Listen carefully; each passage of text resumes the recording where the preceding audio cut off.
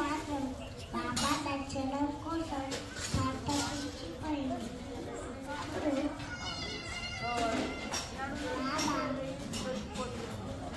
ఎవరికి వెళ్ళాలో విషయిస్తున్నాడో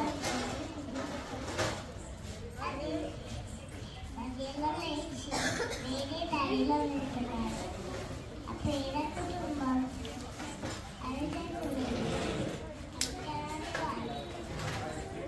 ఊరికి దూరంగా ఉంటాడు అని ఇలా అనుకున్నాడు. ఉంటుంది నేను ఇలా దగ్గరికి వచ్చినాక నేను చూడలేకపోతున్నాను. లేచి వేరే దారిలో వెళ్తున్నాడు.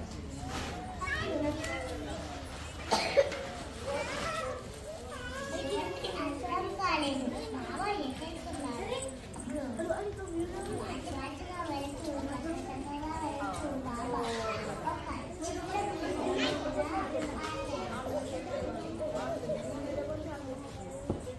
అది ఎవరితో కాదు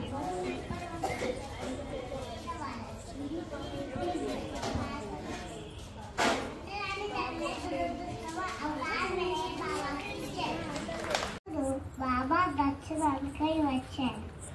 అప్పుడు 500 రూపాయల నోటుని బాబా పాదాల వైపు ఉంచాడు.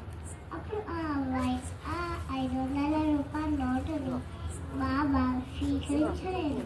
ఎందుకు బాబా నువ్వు తీసుకోలేవు అని చెప్పి అప్పుడు బాబా రుచిగాన్ని పిలిచి ఇలా చెప్పాడు, నువ్వు ఈ 500 రూపాయల నోటుని ఒక పేదవాళ్ళకి అందచేయు, అనుకోకుండా నీకు కనపడతాడు. తర్వాత పూర్వనగరంలో బాబా దర్శనాలిస్తూ ఉంటాడు.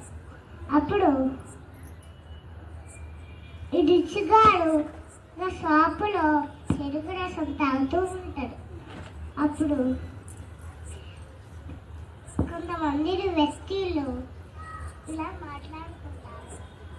ఇలా మాట్లాడుకుంటారు.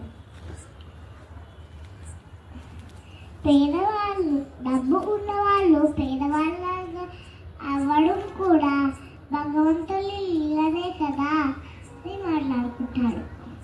అప్పుడు షాప్ యజమాని, అవును నాకు తెలిసిన పూర్వ గ్రామంలో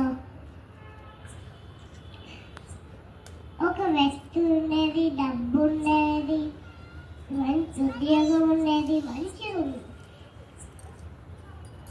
అనుకోకుండా అతనికి ఉద్యోగం పోయేటట్టు చేశారు. అప్పుడు ఉద్యోగం పోయేటట్టు చేసేసరికి అతనికి ఉద్యోగం లేనప్పుడు ఇంకా పేదవాడుగా మాడిపోయాడు. ఇరుచుగాడు పోలీసు డ్రెస్ వేసుకొని వాళ్ళ ఇంటికి వెళ్ళాడు. అప్పుడు 2 కూతుళ్ళు కూడా ఉన్నాడు అతనికి. ఆ 2 కూతుళ్ళు చాలా వేయపడ్డాడు, మేమేం తప్పు చేయలేదు అని. అప్పుడు నేను పోలీసుని కాదమ్మా, నేను మీకు సహాయం చేయడానికి వచ్చాను. మా నాన్నగారు లేదండి, మా నాన్నగారు వచ్చేసరికి రేపు అవుతోంది, చీకటి పడుతోంది అని అంటాడు. ఇక తనని రోజు వస్తాడు, వాళ్ళ వ్యక్తిని కలుస్తాడు. నీకేం కావాలి ఏంటి అని అంటాడు. ఏమీ లేదు, కానీ నీకు నేను కొంచెం సొమ్ముని మా పెద్దన్నగారు మీకు కొంచెం సొమ్ముని ఇచ్చిరమ్మన్నాడు. అప్పుడు 500 రూపాయల నోటుని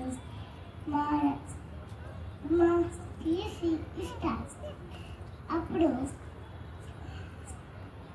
ఆ వ్యక్తి గట్టిగా పట్టుకొని ఇరుచుకొని చాలా ఏడుస్తాడు. అప్పుడు మీరు ఈరోజు రాకపోయే నేను రేపటికి ఉండకపోయేవాడిని. ఈ విధంగా బాబా దయాసాగరుడు అవుతాడు. महक